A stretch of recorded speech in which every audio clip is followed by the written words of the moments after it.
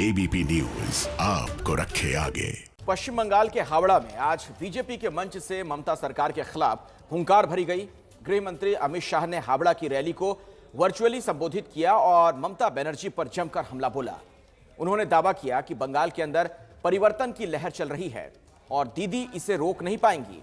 शाह के मुताबिक लेफ्ट सरकार के जाने के बाद ममता ने हालात और बदतर कर दिए। इस रैली में केंद्रीय मंत्री स्मृति ईरानी मौजूद थीं। उन्होंने भी ममता को निशाने पर लेते हुए पूछा कि आखिर उन्हें जय श्री राम के नारे से दिक्कत क्यों है।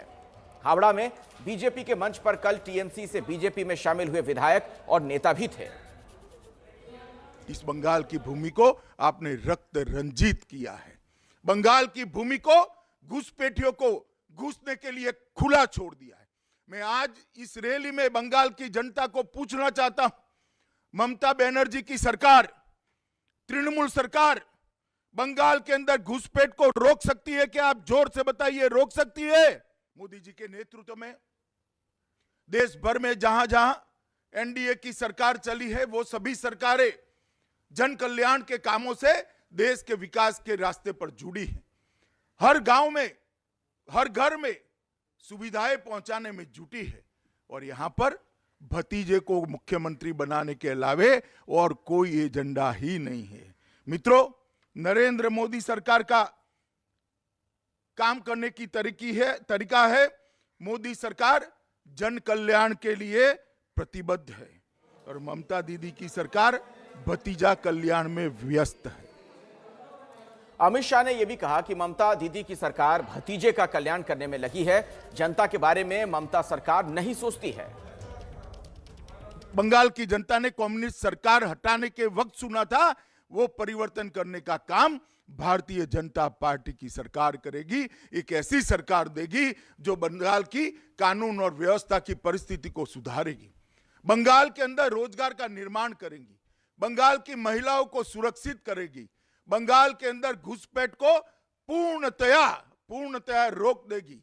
बंगाल के अंदर हर किसान को प्रतिमाह 6,000 रुपया मिले, इसकी आय दुगनी हो, इसकी व्यवस्था करेगी। बंगाल के सरकारी कर्मचारी को इनके अधिकार की पूरी तनख्वाह मिले, इसकी व्यवस्था करेगी और ये टोलबाजी और तुष्टीकरण दोनों को पूर्णतया समाप्त कर देगी।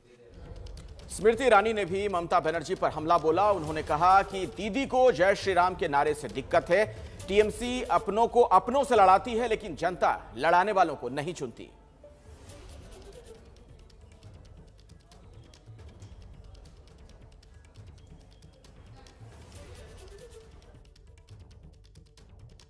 राजनीतिक पक्ष का कभी भी प्रदेश की जनता समर्थन नहीं कर सकती। जो अपनों को अपनों से लड़ाती है, जो केंद्र की सरकार से मात्र अपने राजनीतिक स्वार्थ के लिए बैर रखती है, ऐसा राजनीतिक दल जो जय श्री राम के नारे को भी अपमानित करती है, उस दल में कोई भी राष्ट्रभक्त एक मिनट तक ठहर नहीं सकता। स्मृति ईरानी ने कहा कि बंगाल में राम राज्य दस्तक दे रहा है, यहां सरकार बदलने वाली है और बीजेपी की सरकार बनेगी। मैं दीदी से कहना चाहती हूं कि आपने भले ही प्रभु राम के नाम को त्याग दिया हो, लेकिन नरेंद्र मोदी जी के नेतृत्व में एक तरफ भव्य राम मंदिर का निर्माण हो रहा है और दूसरी ओर पश्चिम बंगाल में राम राज्य दस्तक दे रहा है। इसी विश्वास के साथ कई बार दुशो पार। युवा तृणमूल के उपाध्यक्ष हिरन चटर्जी और बंगाल के जाने माने अभिनेता हिरन चटर्जी बीजेपी में शामिल हो सकते हैं। एबीपी न्यूज से बातचीत में उन्होंने बताया कि टीएमसी के उनका सिर्फ प्रचार के लिए इस्तेमाल किया टीएमसी ने और फिर धन्यवाद तक नहीं कहा। हिरन चटर्जी से बात की संवाददाता कुंतल ने।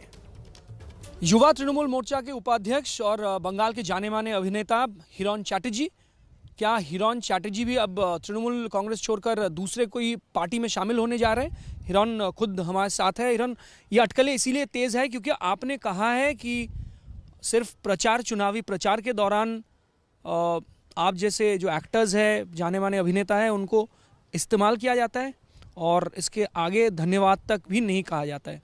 इसीलिए अटकलें तेज़ है कि क्या आप कोई फैसला लेने वाले हैं? ये बात तो सही है कि इस्तेमाल ये शब्द मैं यूज़ नहीं करूँगा क्योंकि वो बहुत नेगेटिव शब्द हो जाता है कि व्यवहार किया जाता है। मुझे ये काम दिया गया था जो मुझे समझ में नहीं आया था। मैं पहले समझ में आ रहा था कि ठीक है मैं प्रचार कर सकता हूँ, वो तो बहुत सालों से ही कर रहा था। तो सच बोले तो मैं तो थक गया मैं ये। बीजेपी या दूसरी कोई पार्टी के साथ क्या बातचीत हुई है आपका? बीजेपी के जो है नेतृत्व है उनसे मेरी बात हुई है, तो उन लोगों ने भी मुझे कहा है कि आपका स्वागत है अगर आप आना चाहते हो तो। बट वो एक ही पहली बार मीटिंग हुई है, बट मैं थोड़ा भी वो समझना चाहता हूँ कि वहाँ पे जाके मैं करूँगा क्या। बट ऐसा तो नहीं हो जाए कि फिर मैं वही प्रचारक बन गया वहाँ पे। तो वो बात करने के लिए जो अमित जी का यहाँ पे आना वाला, he was suppose to come here, वो आने वाले थे यहाँ पे परसों रात को, और हम लोगों को मिलना भी चाहते थे उनसे, बट नहीं आ पाए। तो फिर कल मुझे कहा गया था दिल्ली चले जाओ, ज्वाइन कर लो। लेकिन देखिए ज्वाइन तो आप एक हाँ और नहीं करना तो एक ना से हो जाता है, लेकिन उसके पहले तो समझना चाहिए कि मैं जाके करूँगा क्या। तो वो जैसे मुझे समझ में आ जाएगा कि मेरा काम क्या होगा, मेरा what will be my exact, तो उसके बाद मैं उसके हिसाब से मैं सिद्धांत लूँगा कि मुझे क्या करना है, क्या करना चाहिए।